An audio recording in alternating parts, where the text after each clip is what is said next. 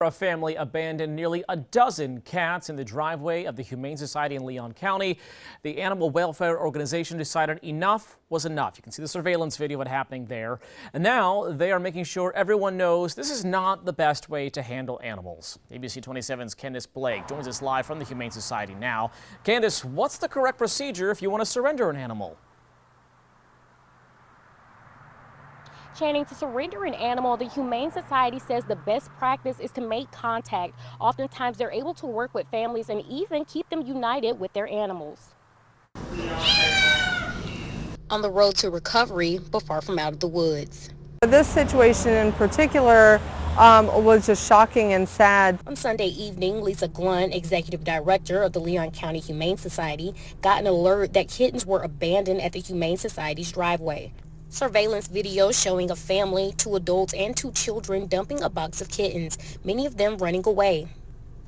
Just because you're at a Humane Society does not mean animals are safe.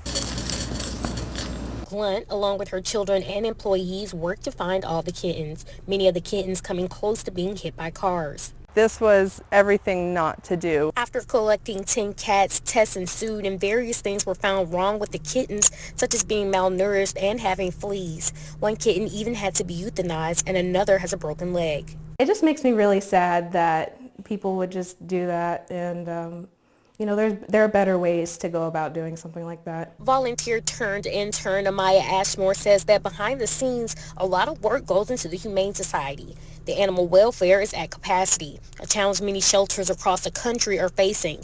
Despite this, Glunt says that they are still willing to help, but there's a process the community needs to follow.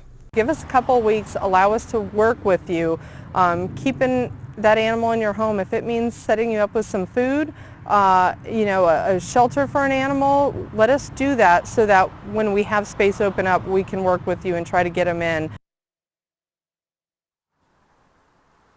Glunt says that this situation was definitely disappointing as there were children with the adults as the animals were being abandoned. Oh, Candace, before you go, are there any penalties for people that they could face for abandoning animals like that? Yes, people can face fines up to $350, but that number can vary depending on the condition that the animals are left in. Live in Tallahassee, Candace Blake, ABC 27.